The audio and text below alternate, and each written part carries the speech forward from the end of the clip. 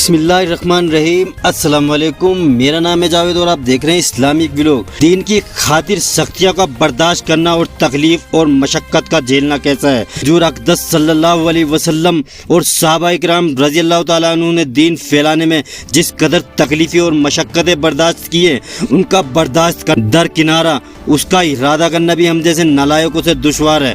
تاریخ کی کتاب ان واقعات سے بھری ہوئی ہے، ان پر عمل کرنا تو علیحدہ رہا، ہم ان کے معلوم کرنے کی بھی تکلیف نہیں کرتے۔ اس باب میں چند قصوں کے نمونوں کے طور پر ذکر کرنا ہے۔ اس میں ہم سب سے پہلے خود حضور صلی اللہ علیہ وسلم کے ایک قصے سے ابتدا کرتا ہوں کہ حضور صلی اللہ علیہ وسلم کا ذکر برکت کا ذریعہ ہے۔ حضور صلی اللہ علیہ وسلم کا طائف کا سفر۔ نبوت مل جانے کے بعد 9 برس تک نبی کریم صلی اللہ علیہ وسلم مکہ مکرمہ میں تبلیغ فرماتے رہے اور قوم کی ہدایت اور اصلاح کی کوشش فرماتے رہے، لیکن تھوڑی سی جماعت کے سوا جو مسلمان ہو گئی تھی اور تھوڑے سے ایسے لوگوں کے علاوہ جو باوجود مسلمان ہونے کے آپ کی مدد کرتے تھے، اکثر کفار مکہ آپ کو اور آپ کے صحابہ رضی اللہ تعالیٰ عنہ کو ہر طرح کی تکلیفیں پہنچاتے تھے، مذاق اڑاتے تھے اور جو ہو سکتا تھا اسے درگزر نہ کرتے تھے۔ حضور صلی اللہ علیہ وسلم کے چچا ابو طالب بھی ان کے نیک دل لوگوں میں سے تھے جو باوجود مسلمان نہ ہونے کے حضور صلی اللہ علیہ وسلم کی ہر قسم کی مدد فرماتے تھے۔ 10ویں سال میں جب ابو طالب کا بھی انتقال ہو گیا تو کافروں کو اور بھی ہر طرح کھلے مہر اسلام سے روکنے اور مسلمانوں کو تکلیف پہنچانے کا موقع ملا۔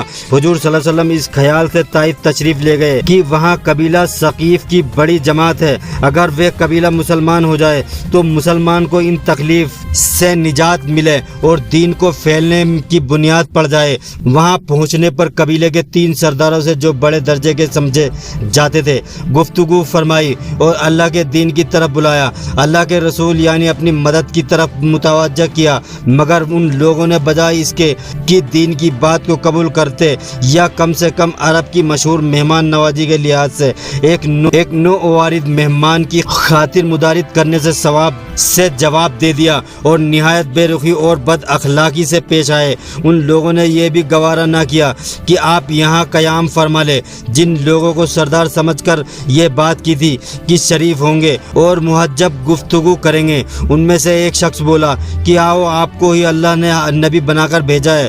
دوسرا بولا کہ اللہ کو تمہارے سوا کوئی اور ملا نہیں تھا جس کو رسول بنا کر بھیجتے۔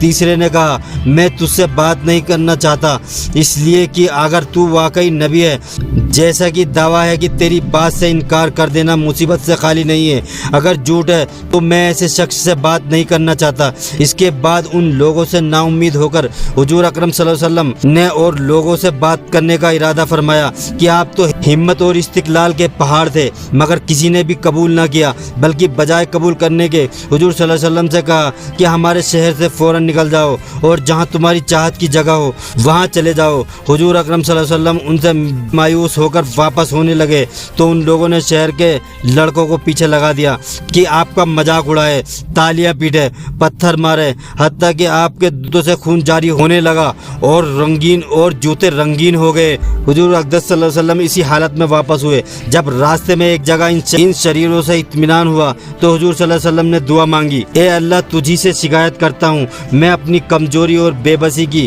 اور لوگوں میں ذلت و رسوائی کی۔ اے ارحم الراحمین، تو ہی ضعفاء کا رب ہے اور تو ہی میرا پروردگار ہے۔ مجھے کس کے حوالے کرتا ہے؟ کسی اجنبی بیگانے کے جو مجھے دیکھ کر ترش ہوتا ہے اور منہ چڑھاتا ہے، یا کسی دشمن کے جس کو تو نے مجھ پر قابو دے دیا؟ اے اللہ اگر تو مجھ سے ناراض نہیں ہے تو مجھے کسی کی بھی پرواہ نہیں ہے، تیری حفاظت مجھے کافی ہے۔ میں تیرے چہرے کے نور فیل جس سے تمام اندھیریاں روشن ہو گئی ہیں، جس سے دنیا اور آخرت سے سارے کام درست ہو جاتے ہیں، اس بات سے پناہ مانگتا ہوں کہ مجھ پر تیرا غصہ ہو یا تو مجھ سے ناراض ہو۔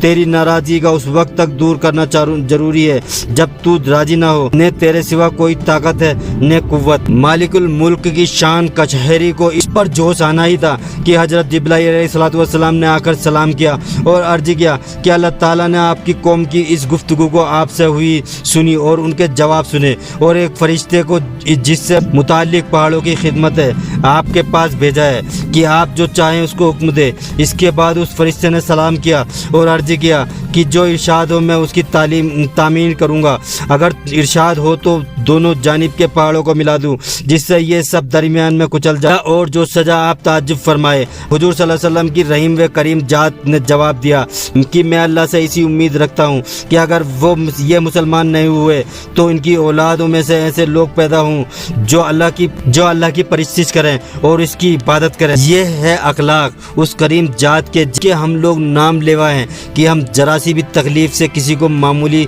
गाली दे देने से ऐसे भड़क जाते हैं कि फिर उम्र भर उसका बदला नहीं उतरता। जुल्म पर जुल्म करते रहते हैं और दबाव और दावा करते हैं कि अपने मोहम्मद होने का, नबी के पैरो बनने का। नबी करीम सल्लल्लाहु अलैहि वसल्लम इस सख्त तकलीफ और मशक्क़त उठाने के बावजूद न बद्दुआ फरमाते न कोई बदला लेते हैं। दोस्त